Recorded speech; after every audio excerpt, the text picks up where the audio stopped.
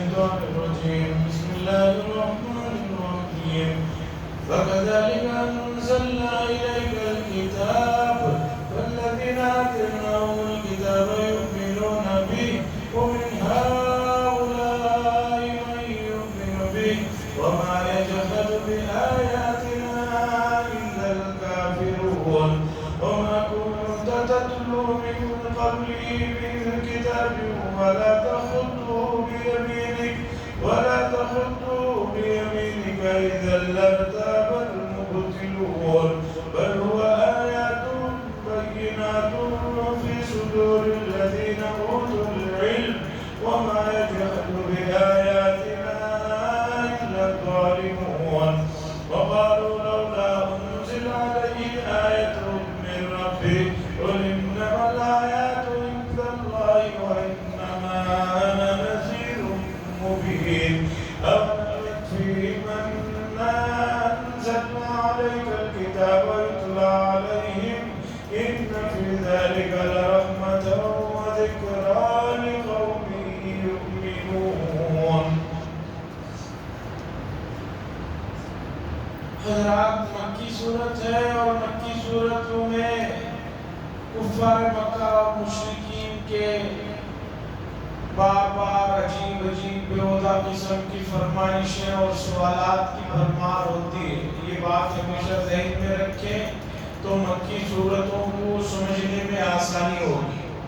کسی بھی چیز کو سمجھنے کے لیے اس کا پس منظر کا معلوم ہونا ضروری ہے. پس منظر معلوم رہے گا تو پھر قرآن مجید کو سمجھنے میں آسانی ہے. آپ کو بار بار اس طرح کی آیتیں ملیں گی قرآن مجید میں جس میں توحید کا ذکر ملے گا اور دوسری چیزوں کا ذکر ملے گا. سوال ہوگا کہ ایک ہی چیز بار بار کیوں دہرائی جا رہی ہے؟ اس کا جواب یہ ہے کہ مکے کے لوگ ہر چند دنوں میں کوئی نہ کوئی فرمائشیں کرتے رہتے تھے. اب ان کا جواب جو ہے مختلف اندازوں میں مختلف پیراؤں میں دیا جاتا تھا. یہ اگر پس منظر شان نزول بھی جسے کہتے ہیں یہ تمام چیزیں اگر آدمی کو پیچھے سے معلوم ہو تو قرآن مجید کو سمجھنے میں بڑی آسانی ہوگی اور آدمی اپنا جتنا وقت قرآن مجید کو سیکھنے سمجھنے اور اس کے مفاہیم میں غور کرنے کے لیے لگائے گا وہ سمجھیے کہ اس کی زندگی کا سب سے قیمتی وقت ہے. اس میں کوئی دو رائے نہیں. قرآن مجید سے جڑی ہوئی چیزوں میں آدمی جتنا وقت لگائے گا سمجھیے کہ وہی وقت اس کا کام کا ہے. باقی چیزیں جو ہے وہ کھیل کود کی ہیں ان کی کوئی حقیقت نہیں. اللہ فرماتے ہیں وَكَذَلِكَ أَنزَلْنَا إِلَيْكَ الْكِتَابَ اور نبی صلی اللہ علیہ وسلم اسی طرح ہم نے آپ پر کتاب نازل فرمائی. آپ پر کتاب نازل فرمائی ہے. اس میں کون سی تعجب کی بات ہے؟ اس سے پہلے بھی تو حضرت موسیٰ علیہ السلام پر کتاب نازل ہوئی, عیسیٰ علیہ السلام پر نازل ہوئی, حضرت ابراہیم علیہ السلام دوسرے انبیاء پر صحف نازل ہوئے.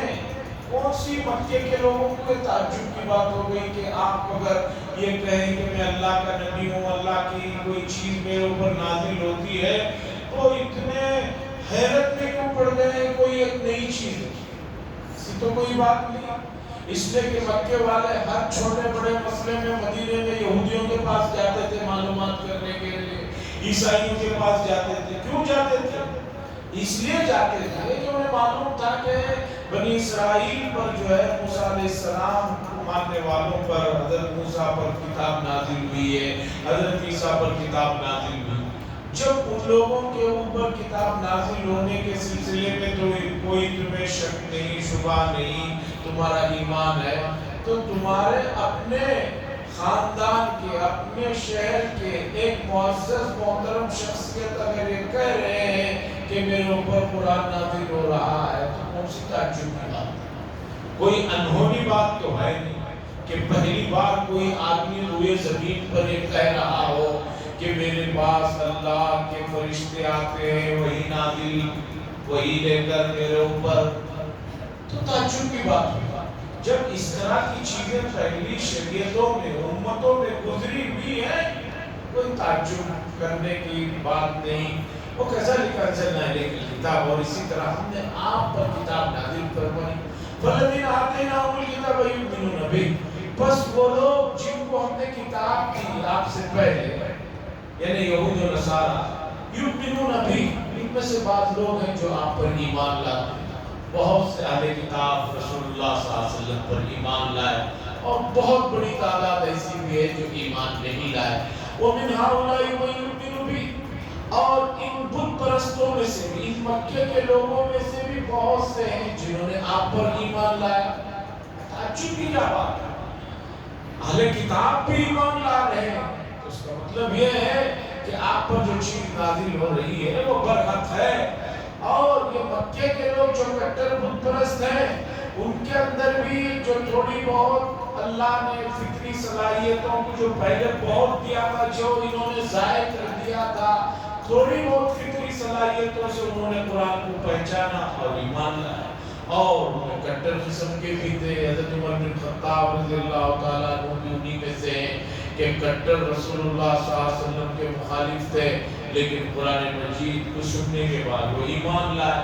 وَمَا يَجْحَدُ بِآيَاتِنَا إِلَّا الْكَافِرُونَ، اور ہماری آیتوں کا، ہمارے اس قرآن کا انکار نہیں کرتے مگر وہی لوگ جو منکر ہیں، جو کفر میں پڑے ہوئے ہیں، وہی لوگ انکار کرتے ہیں۔ اس لیے آپ کو بھی غمزدہ ہونے کی ضرورت نہیں ہے، اللہ تسلی دے رہے ہیں، بھئی آپ پر ہم نے قرآن نازل کیا، اہل کتاب بھی ایمان لا رہے ہیں، مکے کے بھی لوگ ایمان لا رہے ہیں، کچھ لوگ ہیں ان کا کام ہی انکار کرنا ہے، اس لیے آپ کو پریشان ہونے کی، غمزدہ ہونے کی ضرورت نہیں ہے۔ قرآن مجید میں جس محبت اور پیار بھرے انداز میں مختلف جگہ پر اللہ نے رسول اللہ صلی اللہ علیہ وسلم کو تسلی دی ہے، وہ اتنی زیادہ ہے کہ کوئی آدمی اگر صرف اسی نظر سے اسے پڑھے گا تو اسے پتہ چلے گا کہ اللہ کے یہاں رسول اللہ صلی اللہ علیہ وسلم کا کیا مقام ہوگا۔ قرآن کی بڑی عجیب بات ہے، میرے استاد فتح المجید مرشدی، اور اسی طرح ایک مصری استاذ تھے عبدالواحد عبدالحافظ سلیم، یہ فرمایا کرتے تھے کہ قرآن مجید کا بڑا ہی سب سے بڑا معجزہ یہ ہے کہ اگر کوئی آدمی صرف عربی گرامر سیکھنے کی نیت سے صرف گرامر کو دیکھنا چاہتا ہے تو قرآن مجید میں عربی گرامر اتنا زیادہ ہے، اتنا پھیلا ہوا ہے اور اتنا واضح ہے کہ اسے ہر جگہ گرامر ہی نظر آئے۔ نحو دیکھنا چاہو تو ملے گا، سب دیکھنا چاہو سب گرامر نظر آئے، اور اگر کوئی آدمی صرف توحید کو دیکھنا چاہے تو اسے توحید نظر آئے، اور اگر کوئی آدمی صرف اللہ اور رسول اللہ صلی اللہ علیہ وسلم کے درمیان میں جو خاص انداز کی گفتگو اور خاص محبت بھرے انداز کی آیتیں نازل ہوئی ہیں تو جہاں دیکھے گا اسے وہی وہ نظر آئے گا۔ یوں سمجھیے کہ جیسے بچپن میں ذہن کو تیز کرنے کے لیے 9 خانے بنائے جاتے تھے، ایک حساب پوچھا جاتا تھا، 9 خانے ہوتے تھے، ادھر 3 ادھر 3 ادھر 3، ایسے بھی 3 ایسے بھی 3 ایسے بھی 3، اور کہا جاتا تھا کہ اس میں 1 سے 9 تک لکھو، اور کوئی گنتی 2 بار نہیں لکھنی ہے، 1 2 بار نہیں لکھنا ہے، 5 2 بار نہیں لکھنا ہے۔ 9 خانوں میں ان 1 سے لے کر 9 کے عدد کو رکھو، اور جدھر سے بھی تم ٹوٹل کرو 15 ہے،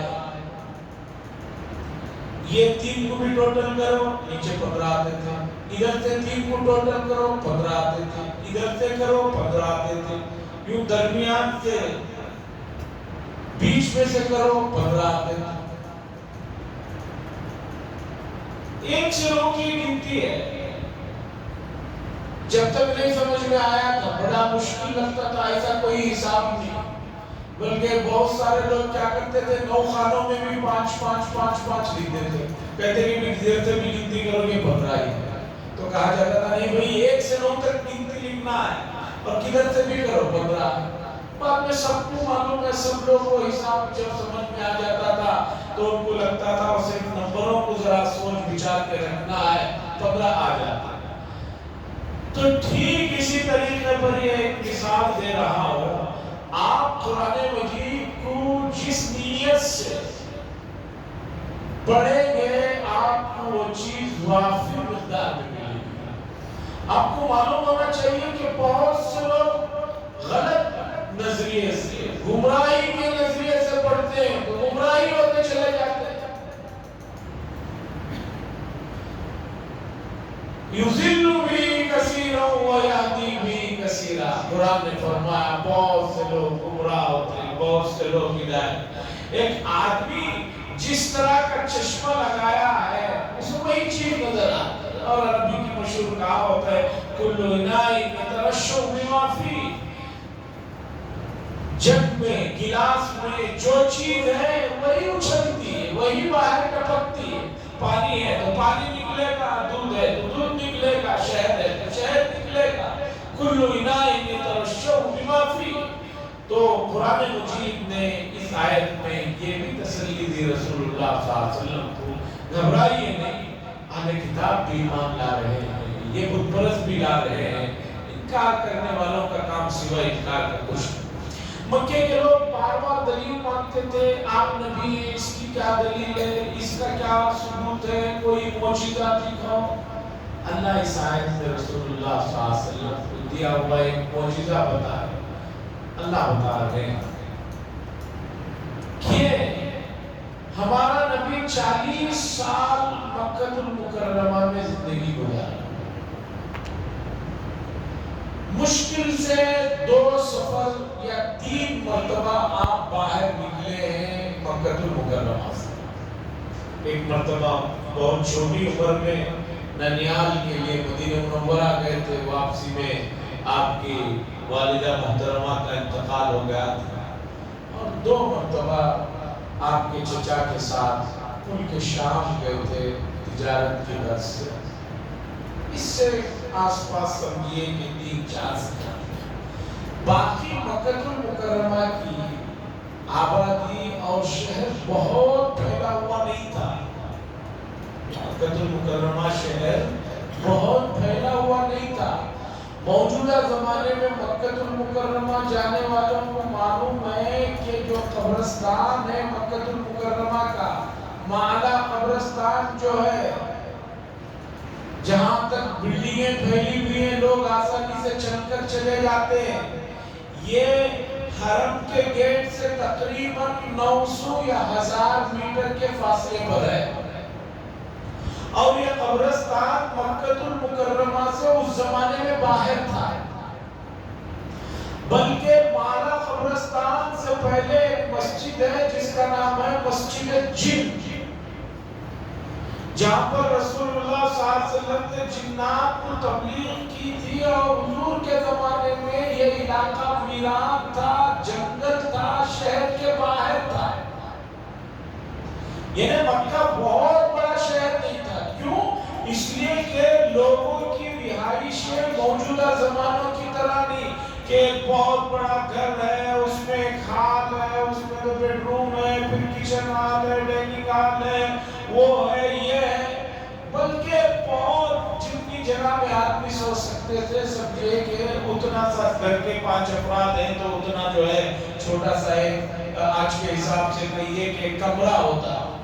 تو مکے کی یہ پوری آبادی 10,000 سے زیادہ اس زمانے میں آبادی تھی حضور صلی اللہ علیہ وسلم کے زمانے میں، ہر آدمی رسول اللہ صلی اللہ علیہ وسلم کو جانتا تھا۔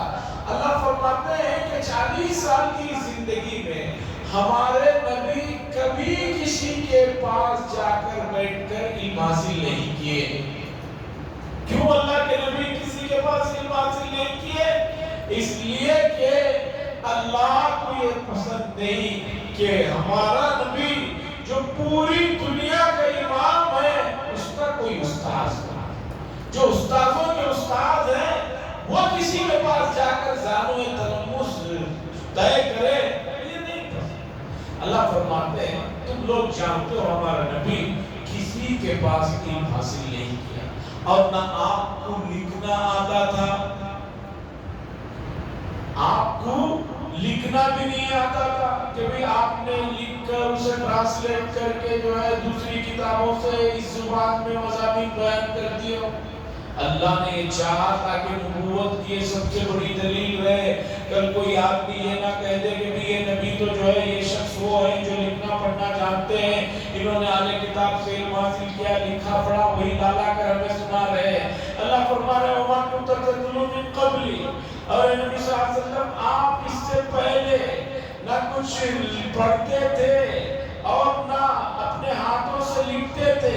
اگر ایسا ہوتا تو یہ جو باطل پرست ہیں ان کو جو ہے کچھ کہنے کا موقع مل جاتا، لیکن آپ لکھنا پڑھنا نہیں جانتے، سب لوگ جانتے ہیں، اس کے باوجود یہ جو قرآن آپ پڑھ کر سنا رہے ہیں یہ سب سے بڑی دلیل ہے، یہ سب سے بڑا معجزہ ہے۔ نبی کے لیے لکھنا پڑھنا نہ آنا نبوت تک، ظاہری لکھنا پڑھنا نہ آنا یہ بہت بڑی دلیل ہے نبوت کے لیے۔ کوئی اس سے یہ نہ سمجھے کہ لکھنا پڑھنا کوئی کمال کا کام نہیں بھائی، لکھنا پڑھنا بہت بڑا کمال کا کام ہے، بلکہ قرآن کی پہلی آیت اور پہلا لفظ ہی پڑھنے کے متعلق ہے، اقرأ بسم ربک الذی خلق۔ کچھ چیزیں ہیں وہ کسی کے لیے بہت بڑی ہیں اور کسی کے لیے وہ جو ہے عیب ہوتی ہے۔ اب اگر کوئی آدمی میں لکھنا پڑھنا نہیں جانتا، یہ کوئی عیب کی بات نہیں، ہم کہیں گے ضرور عیب کی بات ہے، یہ نقص کی بات ہے۔ تم کوئی نبی نہیں ہو کہ تم نبوت کا دعویٰ کرو تو دلیل میں پیش کر سکو۔ وَمَا كُنْتَ تَتْلُو مِن قَبْلِ، اور آپ اس سے پہلے نہ کوئی تلاوت کرتے تھے کتاب کی اور نہ لکھتے تھے اپنے سیدھے ہاتھ سے۔ اگر ایسا ہوتا تو یہ باطل پرست لوگ جو ہے اس میں جو ہے شک کرنے لگتے اور بیچ نکالنے لگتے۔ بل وہ آیات، بلکہ یہ جو قرآن ہے یہ بہت سے واضح نشانیاں ہیں، اور اللہ تعالیٰ نے علم والوں کے سینے میں اسے عطا کیا، جن کے سینے میں علم ہے انہیں عطا کیا۔ اور اس کی سب سے بڑی دلیل ہے کہ قرآن مجید کے حافظوں سے بڑی تعداد دنیا میں کسی کی نہیں، کوئی بھی آدمی کسی کتاب کا حافظ نہیں ہے، اگر ہے بھی تو چند دنوں کے بعد اس کے ذہن سے وہ چیزیں نکل جاتی ہیں۔ لیکن قرآن مجید کا کمال یہ ہے کہ اس میں ہر قسم کے لوگ ہیں، بچے بوڑھے جوان، ہر قسم کے لوگ آپ کو حافظ ملیں گے۔ یہ اور بات ہے کہ ہمارے علاقوں میں ایشیا میں حفاظ کی بڑی تعداد ہونے کے باوجود بھی امت کا ایک بڑا طبقہ ایسا ہے جو ابھی تک قرآن مجید کی 4-5 سورتوں پر پوری زندگی گزار رہا ہے۔ سعودی عرب میں ایک تنظیم ہے رابطہ عالم اسلام، ہر سال رابطہ عالم اسلامی والے حفاظ اکرام مکہ المکرمہ میں یونیورسٹیوں میں پڑھنے والے حافظوں کو دنیا کے الگ الگ ملکوں میں رمضان میں تراویح پڑھانے کے لیے بھیجتے ہیں۔ آنے جانے کا خرچ اور وہاں رہنے کی شاہی انداز میں سہولتوں کے ساتھ کہتے ہیں کہ بھی جاؤ فلاں ملک میں جاؤ، جا کر رمضان میں تراویح بھی پڑھاؤ اور اس بہانے وہاں لوگوں میں قرآن کو شعور پیدا کرو، ترغیب دو۔ 1997-96 کی بات ہے کہ ماہ مبارک میں بھی رابطہ عالم اسلامی کے دفتر کو گیا۔ جانے کے بعد امتحان لیتے، امتحان کے بعد انہوں نے کہا کہ کس ملک کو جانا چاہتا ہے؟ میں نے کہا انڈیا جانا چاہتا ہے، یہ اپنا یہاں جانا چاہتا ہے۔ انہوں نے کہا کہ بر صغیر کو نہیں بھیجا جاتا، اس لیے کہ بر صغیر میں الحمدللہ اتنے حافظ ہیں کہ اب وہاں کو یہاں سے بھیجنے کی ضرورت۔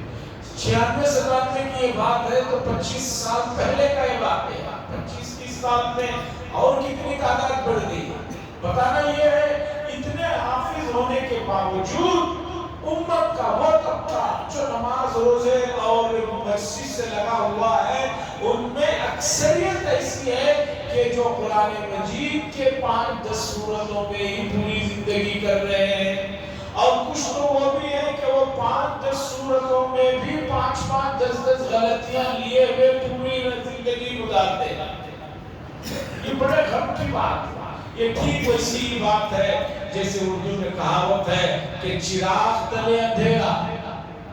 چراغ ہے سب سے زیادہ روشنی دے رہا ہے آس پاس میں، لیکن سب سے زیادہ اندھیرا اسی کے نیچے ہوتا ہے. اتنے حفاظ ہوتے ہوئے اگر اہل علم ہوتے ہوئے ہم ان سے استفادہ نہ کریں تو یہ بڑی افسوس کی بات ہے. وَمَا يَجْحَدُ بِآيَاتِنَا إِلَّا الظَّالِمُونَ، اور نہیں انکار کرتے ہماری آیتوں کا مگر وہ لوگ جو ظلم کر رہے ہیں. وَقَالُوا لَوْلَا أُنزِلَ عَلَيْهِ آيَةٌ مِّن رَّبِّهِ، اور یہ لوگ کہتے ہیں مکے والے کیوں نہیں نازل ہوتی اللہ کی طرف سے، ان کے رب کی طرف سے کوئی نشانیاں. کتنی بھی نشانیاں دیکھو، یہ یہی سوال کرتے ہیں کہ اور کوئی نشانی آئے اور کوئی معجزہ آئے. ماننے والے کے لیے تو ایک بات کافی ہے، نہیں ماننے والے کے لیے آپ جانتے ہیں کہ کتنا بھی کریں وہ وعدے ہی کرتے رہتا ہے، وعدے ہی کرتے رہتا ہے. اللہ فرما رہے ہیں قل، آپ کہہ دیجئے انما الآیات عند اللہ، نشانیاں نازل کرنا، معجزے عطا کرنا، یہ سب اللہ کے قبضے قدرت میں ہے، یہ اللہ کا کام ہے. میرے بس میں معجزے اور نشانیوں کو ظاہر کرنے کی طاقت اور قوت نہیں دی گئی ہے. انما وانما انا نذیر مبین، میں تو بس تم لوگوں کو واضح طور پر خبردار کرنے کے لیے آیا ہوں. اگر ایک اللہ کو نہیں مانو گے، اس کی نہیں مانو گے تو بہت پچھتاؤ گے، بہت خسارے میں رہو گے، بہت نقصان میں رہو گے. اولم یکفیہم انا انزلنا علیک الکتاب یتلی علیہم، اللہ فرماتے ہیں کیا ان کے لیے یہ بات کافی نہیں ہے جو معجزے مانگ رہے ہیں؟ کیا ان کے لیے یہ بات کافی نہیں ہے کہ ہم نے آپ پر کتاب کو نازل کیا اور آپ ان کو پڑھ کر سنا رہے ہیں؟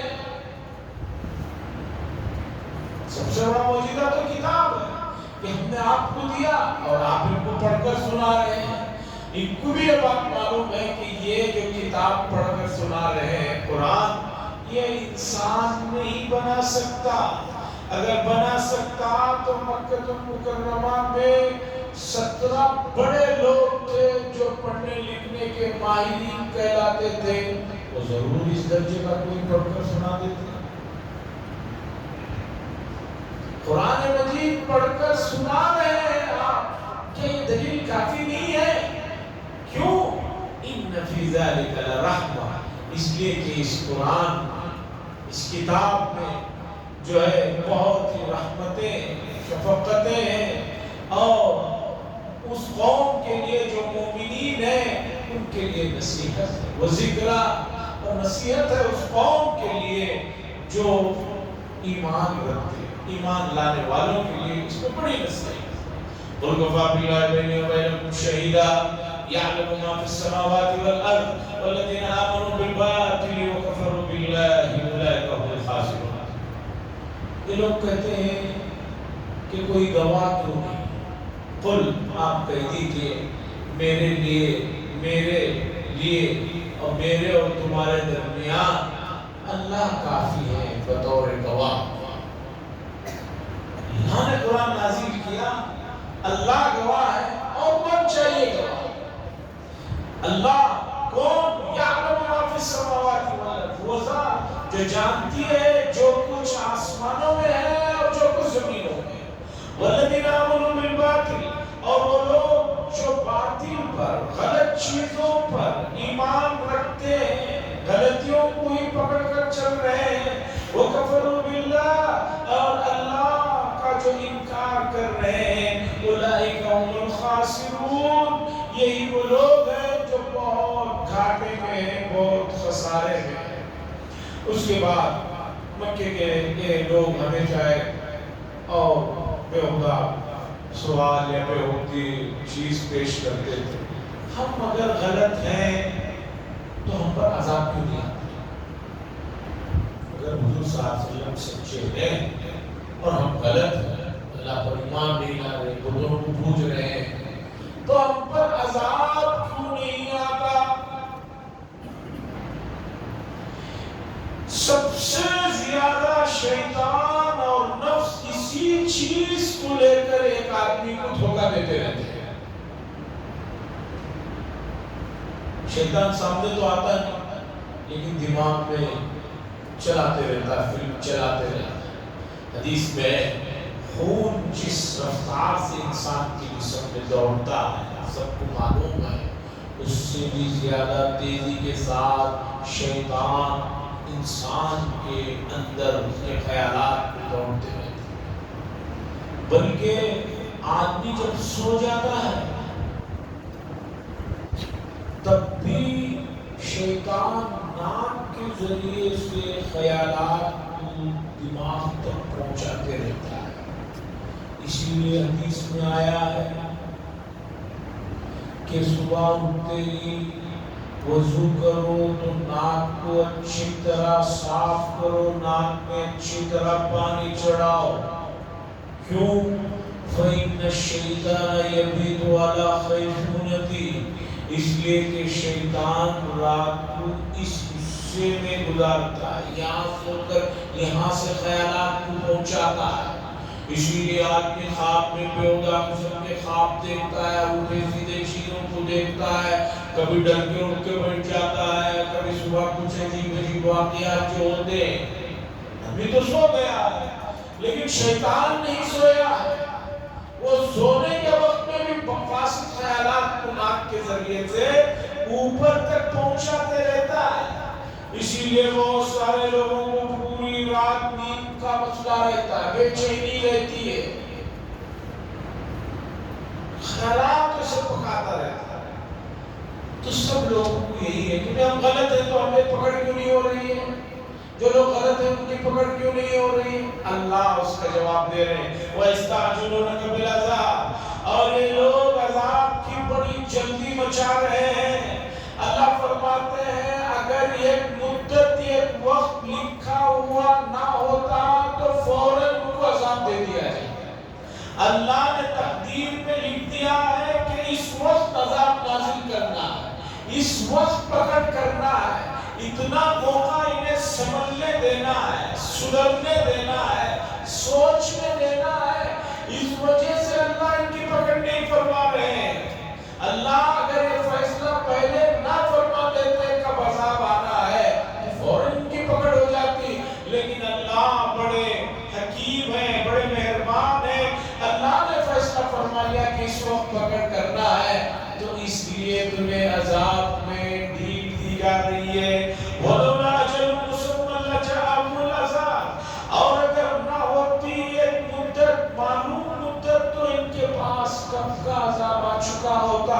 وَلَيَأْتِيَنَّهُم بَغْتَةً وَهُمْ لَا يَشْعُرُونَ، اور جب آئے گا عذاب اتنا اچانک آئے گا کہ ان کو پتہ بھی نہیں چلے۔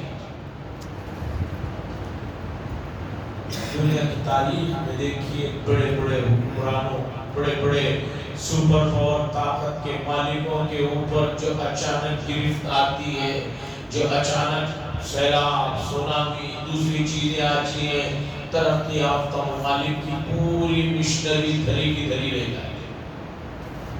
امریکہ دنیا کا سب سے ترقی یافتہ اور پاورفل ملک مانا جاتا ہے۔ آج بھی امریکہ میں سالانہ کتنے اسٹیٹوں میں کتنی مرتبہ جو ہے طوفان آتا ہے اور دوسرا آتا ہے، پورے کا پورا نظام، کبھی 48 گھنٹوں کے لیے بجلی کا نظام ختم ہو گیا، کبھی کچھ ہو گیا۔ کیا ہے؟